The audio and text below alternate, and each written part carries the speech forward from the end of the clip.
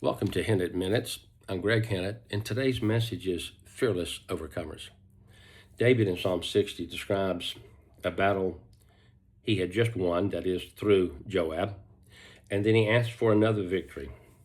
And then he says, God has spoken in his holiness. So he's trusting that God has heard his prayer and answered it. And so he goes on to talk about preparing the land. He said, I'm going to prepare Shechem and Succoth and Gilead and Manasseh and Ephraim and Judah. Then he talks about his conquered foes. They will be Moab and Edom and Philistia.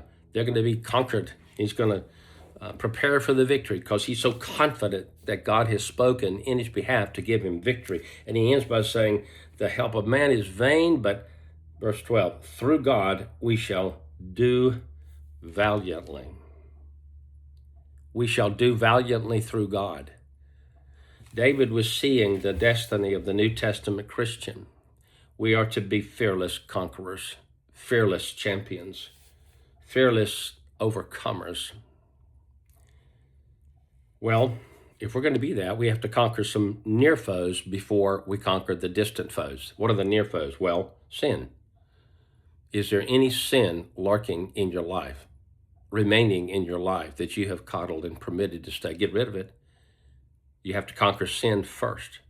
Then the next near foe is self. Self-will is a terrible tyrant. I've got to have my way or I make everybody around me miserable.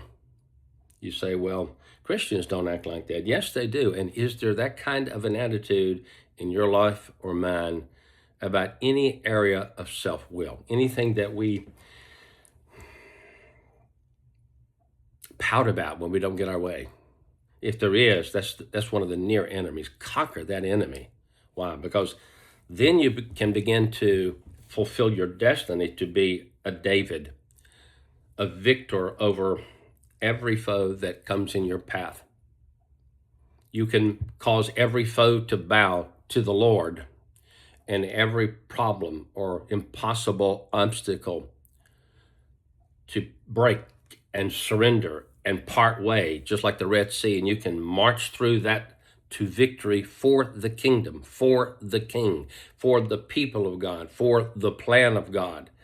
In these last days, we need to be fearless overcomers. So conquer the near foes, then you'll conquer the distant foes, the greater foes. Remember, David said when he faced Goliath, that he had conquered a lion and a bear. Perhaps the lion is sin and the bear self-will. Conquer that lion, conquer that bear. Then we could go on to conquer our Goliaths in the will of God. God wants us all to be fearless overcomers.